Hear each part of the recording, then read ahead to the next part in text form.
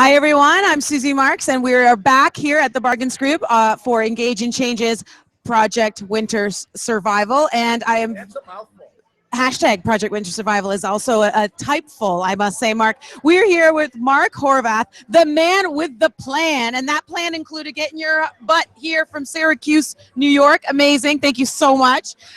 It's an honor. It's I want to come up to Toronto more. Well, we'd like to have you here more, so we'll have to figure something out on that. It's a law of averages that they start up right when we start, you know? It's true. It's true.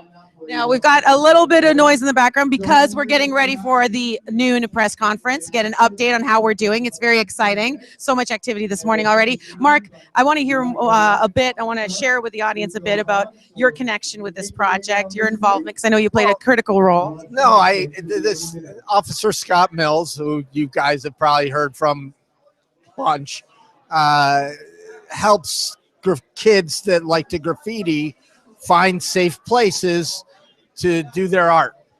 And we had first met at a conference in New York City, and they used some of my videos and did a mural in, I think, Brooklyn. So then outside on this wall is another mural that they did, and I came up for. Truly honored. The graffiti artist actually watched every Invisible People video, which is, and the other connection here is just I have a huge fondness for Toronto and the workers here. And I was just talking to an outreach worker who came up to me and thanked me, and then said the first time he had heard of me and my work and Invisible People was through one of his clients. One of his clients from the street had talked to him about it. It's one of the videos that I've done that really touched me. I will tweet it out later because it's why we're here, because Tara is no longer with us. She died homeless. And that's what we've got to stop. You're absolutely right. It's heartbreaking to think about. I know at last year's event, just during the event, 4 of our homeless died, and it's completely avoidable. It's so tragic, and like even though this is a Band-Aid solution, it is a step in the right direction. So it's great to have someone like you here to help inspire us. And later this afternoon, I'd love to go out and look at the mural with you again, because we did that last year. I don't make this happen. It's all the volunteers. Of course, but we all. I just show up in your mouth, you know. That's all I do. They go and they put all the kids together, give up their Saturday. And I have to stress why I too love this program. And people have good intentions, and they go out and feed our homeless friends and do all kinds of things. But if you're feeding people in the park, that's okay if you're doing something to get them out of the park. And these kits actually go to outreach teams and to police. They're not distributed by volunteers just going out on the streets. The volunteers build the kits, and then they go to other organizations. As I was driving here, a couple organizations were tweeting me, hey, we're waiting on these.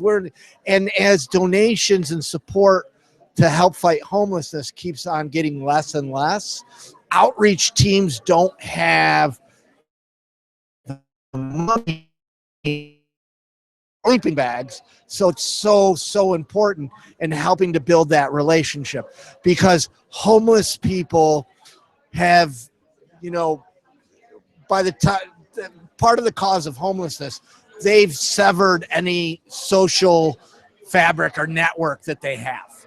So they don't have anybody, and often they have trust issues and everything else. So they won't come in for help. And the sleeping bag helps Sleeves alive, and it helps build that relationship. So when they're ready, that outreach team is there and can say, come on, I got a cop for you. Let's get you into housing, because it should be streets to shelter to housing rather quickly. It's perfect, well said, and perfectly put, and it echoes very similar to what Jody Steinhauer said this morning when she spoke about how this is a Band-Aid. And because you said the first thing so eloquently that No, you know what it is? I haven't carved yet in the last 4 hours, so my brain's a little slow. But I do agree that it's important that people understand that this is planting a seed towards the actual real solution we want to accomplish, which is to alleviate poverty for as many of our homeless as we can.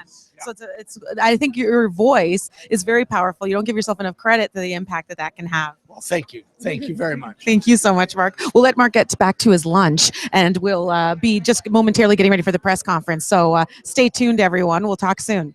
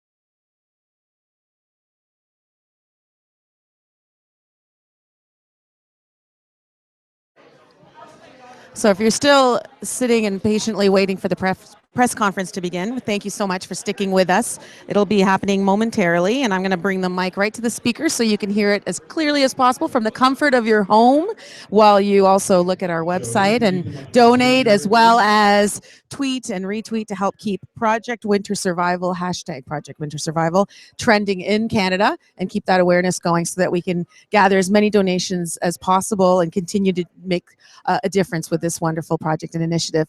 So any moment, the press conference will begin. Thanks so much, and we'll talk to you soon.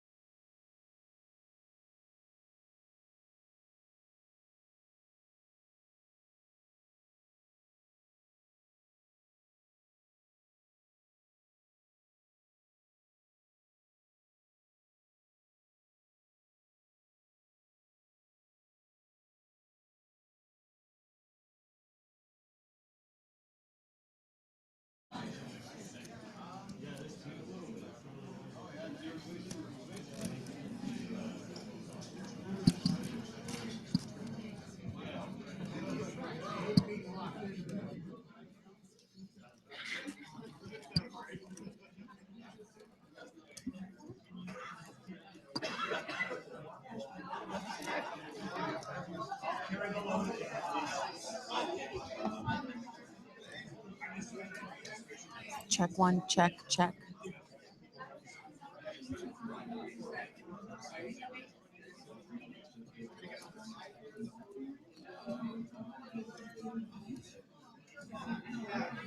Check one, check.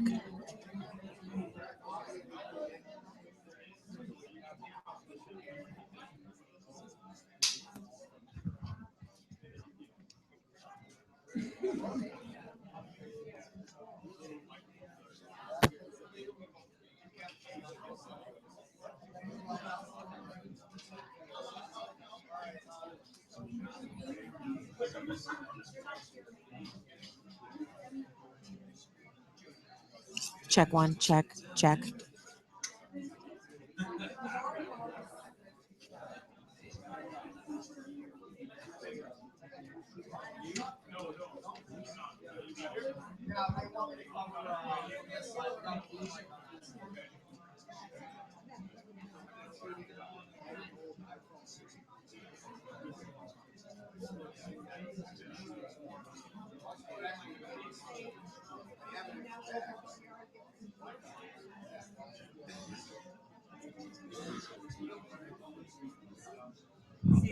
Oh yeah, everything's now like we gave them a break. We fed them. The hard work was done. Yeah, and now.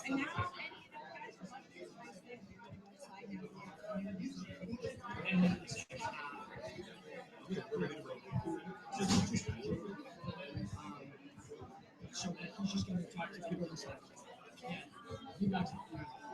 We're just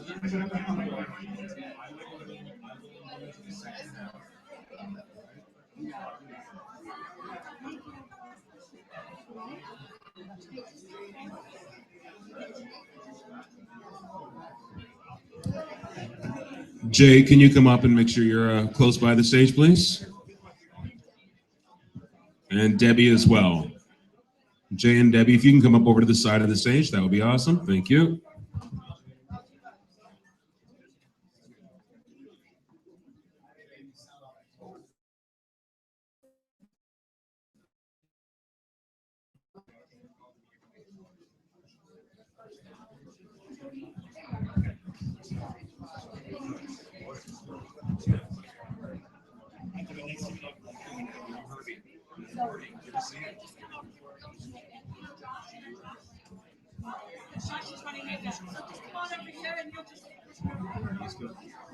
You're going to tell us what we're doing. I have no idea. Am I on record? Do you want me to stand here so we're the same height? Is it easier? You got this on camera? You got this on camera right here. Let me just do this. Okay, now it's easy. All right.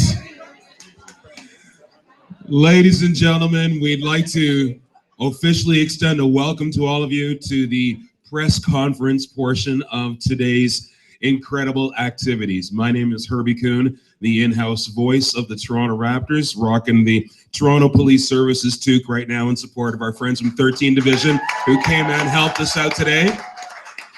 And I've been joined today by my co-MC, or am I your co-MC, Chef Corbin. Would you like to say a few words, dear sir? Oh, you don't have to call me dear. Welcome, everybody. There's been an incredible amount of effort that's gone into putting this event together. And this isn't something that just happens in a day, but weeks, months, and entire, like thousands and thousands of hours that go into planning this event. And you know what? It's all because of people like yourselves that are in this room. So give it up to yourselves. You don't realize the effect you're going to have on people's lives today, not only just by donating your time, but actually contributing to a cause that I wish didn't exist, but unfortunately it does. And you know what? You help make a difference. You know something, we have had it quite easy winter-wise here in the GTA so far this year. Everybody will agree with that, but we also know that no winter is complete without some really frigid nights. And most of us don't have a clue of what that looks like to be out on the streets. And what we've been able to accomplish here today is going to make a huge difference. I have seen a lot of intense sports in my life, announcing at the Air Canada Centre for the Raptors and whatnot. The intensity on that production line here today was seriously professional level. I mean, people were throwing elbows, tossing stuff at each other. Co-captains were trying to distract us by throwing things at us. I'm telling you, it was a lot of fun. But a huge shout out to all of the corporations, the banks, the businesses who cooperated and donated to be able to volunteer. It was so great. Now, all this can't just happen on its own. There is a group, there is a community, there is a voice that happens because of this event. And it's probably because of one very special lady that started this entire project.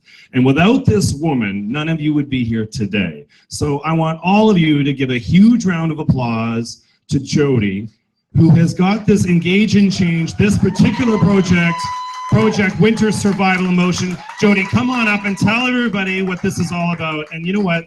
This woman, you know what? If you know how you're told to hug people? This woman deserves the world's biggest hug ever. So come on up. Give it. Group hug.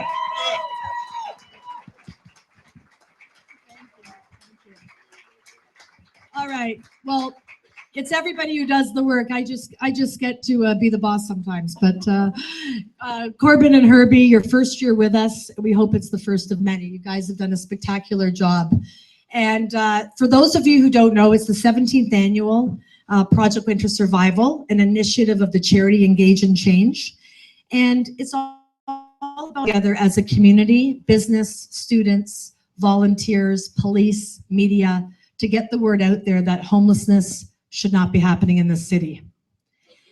We also want to have everybody in this room help us get the word out at Engage and Change and hashtag Project Winter Survival. And Scott Mills and the team have been live streaming this globally. We've been trending for 3 hours. It's incredible what everyone's doing, so keep it up.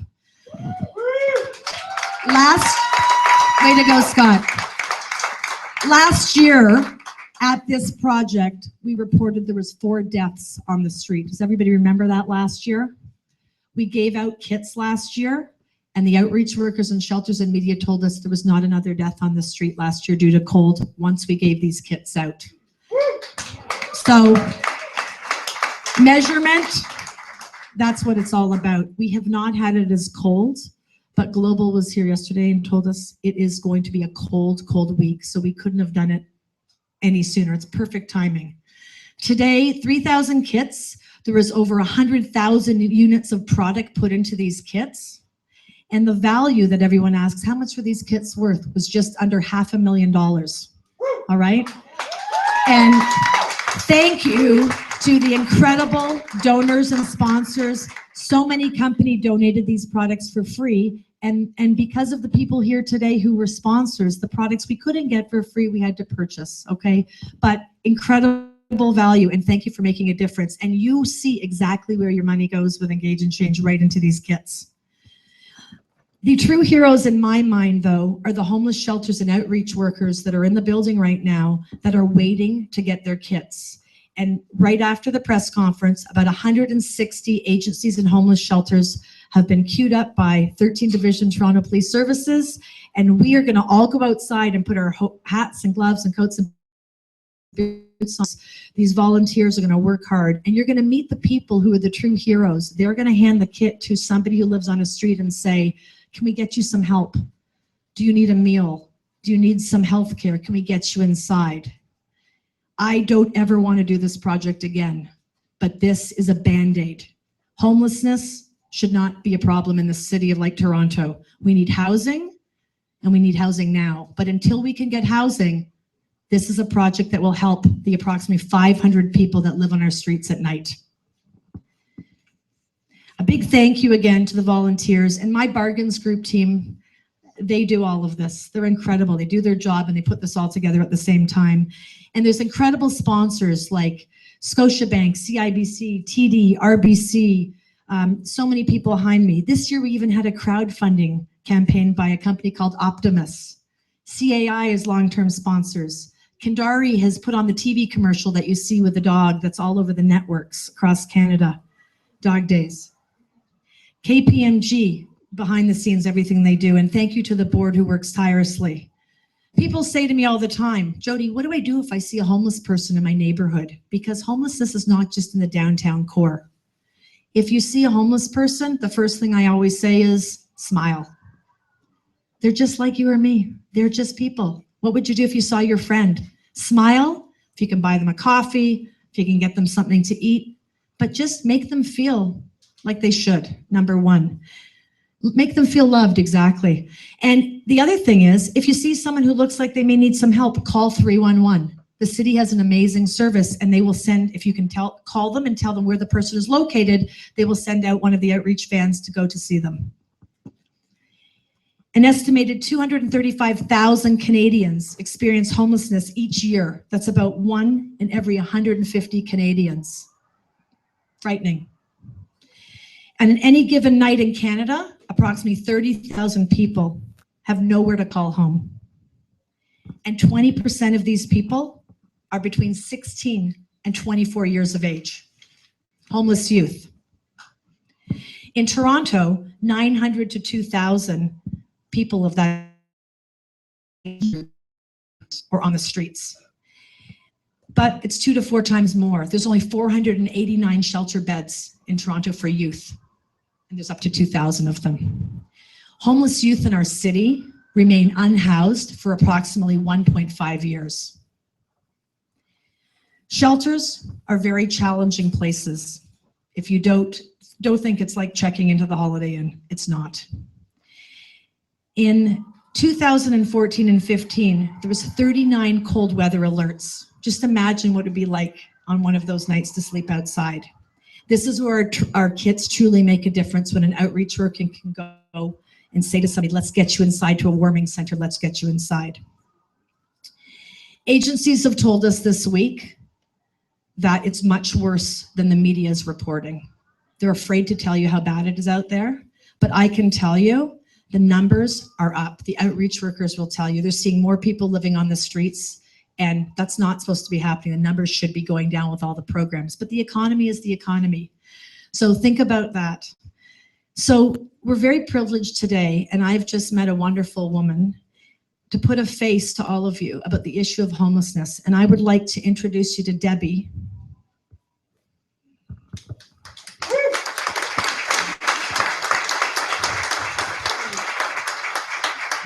And Debbie, who are you? I'm someone's grandmother. Can you say that louder? I am someone's grandmother. I was homeless for almost 2 years. I tried the shelter and left right away, and I stayed on the street. I lived at City Hall, I lived at St. James Park, and I lived down on the Don River, which was my favorite place because all my friends came and lived down there with me. This project is so important. I was going through the kit and noticing things like stress balls, and you know, a lot of us, we have a hard time dealing with the public and the outside world. And just to have one of those in your hand and be squeezing it when somebody's stressing you out is an awesome thing. There's so many cool things in there that, you know, I was just, I know a lot of people go out and give of their time and, you know, give of their money, but something like this that they can get all at one time and then have it with them. Band-Aids. Oh, how many times did I look for Band-Aids out there? Somebody was always cutting themselves or getting hurt. So the one thing that I think I would like to really stress is supporting this project. And as Jody said, if you see a homeless person out there, give them a smile. My son asked me the same question. He lives in Los Angeles, and he said, what can I do? And I said, buy them a coffee, feed them a meal. He took an elderly lady out for Canadian Thanksgiving dinner because he couldn't be with me, and she was homeless. So that's all it takes. And you know, it'll come back to you. So please support this project. Change. Engage in change, and let's get twice as many bags out next year because the numbers are not what they seem. I think she needs a hug. Hold on, Debbie.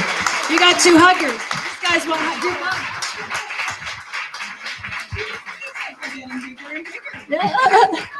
Watch your step. Thank you, Debbie, for being so brave and sharing with our story. And I want everybody here to go home and you talk to your friends and your family, you put on social media. This is what it's all about. Everybody understanding really what homelessness is and homeless can be. Thank God Debbie is housed and is on a great track right now. We're really proud of her, but she's not afraid to share with us so that other people can really understand why projects like this are so important. I want to also tell everybody, if you want to know more about homelessness, Homeless Hub is a great place to go. They've got lots of resources and a wonderful place. And I'd also like to thank, who are most outside, Toronto Police Services, 13 Division, who are rock stars, right? Woo. And let me tell you, 150 plus homeless shelters going on to Caledonia on a Saturday. is not a good thing sometimes for traffic, but not if you have the boys in blue behind you. So a very special friend of our project, Courtney Chambers. I'd like to, your official title I always mess up, so help me out here, buddy. Staff Sergeant, 13th Division. And I also want you to make sure you tell them about the outreach program that you're doing too, because it's pretty awesome. Afternoon, folks. Like Herbie here, I'm rocking the Toronto Police crest. So, and no thanks are necessary for us to be here. Our people are eager, they're proud, and many of them gave up their Saturdays to be here today. For the 17 years, 13th Division has been involved in this project for 10 of those years. We've taken on a greater role in the last 7 years. Not only do we come out and help with traffic, but you saw some of our people engaging in the pack today, doing a great job. But we walk away from here with some kits as well, because our people are out on the road 24/7. And aside from calling 311, if you do see somebody in distress, you can also call the police. Our people are out there 24/7. If they come across an individual, they'll first try to talk that person into going to a shelter. Failing that, we'll hand out one of these kits. And these kits could be a lifesaver on a day or a night like this. And Debbie's story is not unique, because I went to get some hot chocolate from the Salvation Army truck. There's a young man there doling out hot chocolate, and he too was homeless at one point. And if you look at the statistics, I don't remember exactly what it says, but there are a great number of Canadians who are one paycheck away from potential homelessness. So we're always eager and proud to be a part of this great community project. Thank you for having us. Thank you, Staff Sergeant. All right, ladies and gentlemen. First, thank you, Debbie, for coming and sharing from your heart. Thank you, Staff Sergeant Courtney, for coming and sharing. We are greatly appreciative of that. Chef Corbin, the official portion of the press conference is now over. We would like to make sure everybody is aware, though, there is still a second half to come today. The distribution of the kits, the handout to the agencies who have already begun to arrive, who will take the kits by certain numbers that have already been predetermined, and they will be heading out onto the streets this afternoon and this evening and distributing them to homeless persons here on the streets of our home, Toronto. So, and for the rest of the winters, yeah, they're not all being handed out tonight, but it'll be for the rest of the winter. So thank you to each and every one of you for your interest, your volunteering, your participation today. Anything else you'd like to add, my friend? No, I just want to thank Jody and the entire Bargains Group and Engage in Change and Project Winter Survival for allowing Herbie and I to be part of this celebration, this part of change. And you know what? When you thought the heavy lifting was done, it's about to happen right now, because we are going outside. And you know what? Many of us whinge and complain about when we have to go out and start our car in the morning or take the garbage out or walk that dog. Imagine doing that, not all the time, but every single minute of the day and outside, overnight, day in and day out. So when you're loading these trucks, talk to the people from the agency, get involved, and ask the questions, because they're the ones that are in touch with the people that are actually, like Debbie, that are going through this tragedy. And you know what? It's great to stuff bags. It's great that we have product, but you know what? We need to end this. We need to stop it, and we need to make sure we do something else, because this isn't right. So let's make it happen. Tell your story, share some stories, and you know what? Pay it forward. Social media is a great vehicle. And hug somebody, people. I think they say people need 11 hugs. You need more because you lost today. All right, everybody. That's Chef Corbin. My name's Herbie Kuhn. Have a great afternoon. God bless you, and peace. Jay is here now. One more time, Chef Corbin and Herbie, unbelievable job today, guys. Thank you. The truth of the matter is they both want to take home the trophy. So let's hear it. Let's hand those trophies up. Oh, they're switching it up.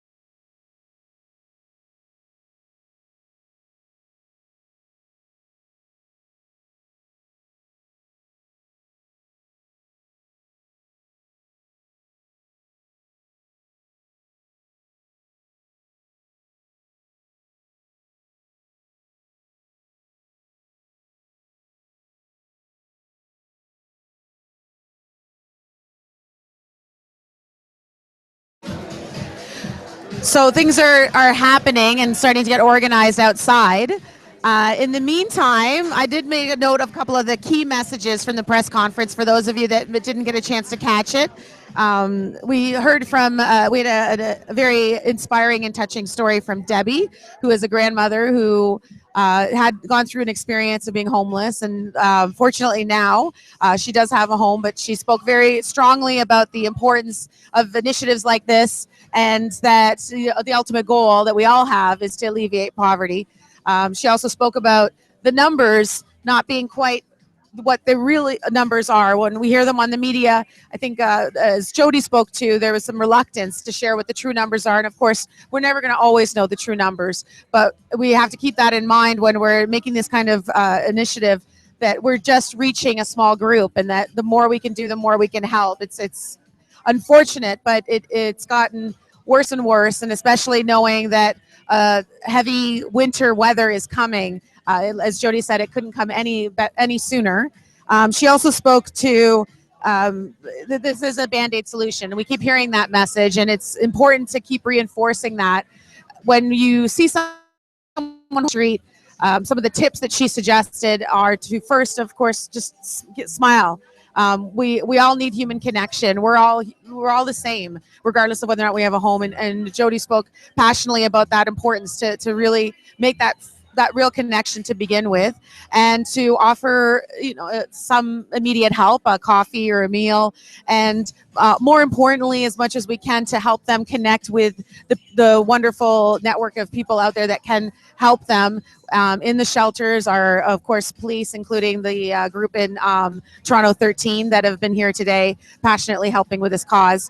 And she also spoke to the tragedy that we experienced at last year's event, where during our Project Winter Survival a Day, 4 homeless people died unnecessarily due to the cold weather. And on the flip side, the inspiring part of it being that despite that tragedy, it couldn't be helped. The actual initiative, the success of the distribution of the kits did alleviate some of the challenges that people had for the rest of the winter, and that we didn't experience any further deaths for the rest of the winter. So it's a double-edged sword when you hear this kind of message, because you do see that the effort made today really does make a difference, but that every moment, every day, every dollar is precious. So we really can't stress enough the importance of your dollars being part of this, not just today, but ongoing, because this will continue for ongoing until poverty is alleviated, until Jody's dream comes true. So please check us on engageinchange.org/donate. Give whatever you can. And if you're not sure if you have any, think about, what you're doing this weekend, how you're spending your money. Is there a way to save a couple of bucks here or there? Every little bit can help. So anything that you can do, it's more powerful now this weekend before the weather comes than ever. So make that difference when it can, and make the most impact.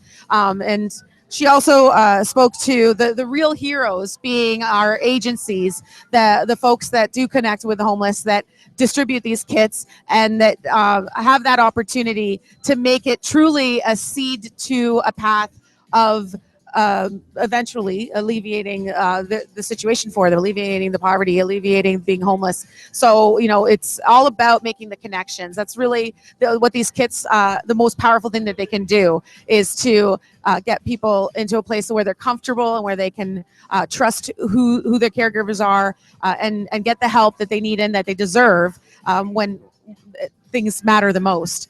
At the end of the day, we're all the same. And some people, we have no idea, are just a paycheck away from being homeless. Some people have had to struggle to help others in their family and friends that have gone through this. And, we're all touched in some way or another. Some of us are more fortunate than others. And the most important thing that we can do is to spread that love and spread that capability to those that need. And we know that it's just like an ocean. It just flows. Some days the tide's high, some days it's low. And a homeless person is no different than you and I. And the situation is avoidable. It is preventable. It is able to be eliminated. And so this initiative is just one way to do that. You can make a difference in so many ways. So we hope that watching this has helped you felt inspired. I know it has for me. We're going to be soon going outside and interviewing with some of the folks that are involved in between their efforts. And we hope that we hear from you also on Twitter with hashtag Project Winter Survival. And please, as you donate, as you share, spread the word, connect us, tag us so that we can help to demonstrate all the giving and caring and advocacy that you're doing too. So I'm Susie Marks. We'll talk to you again soon.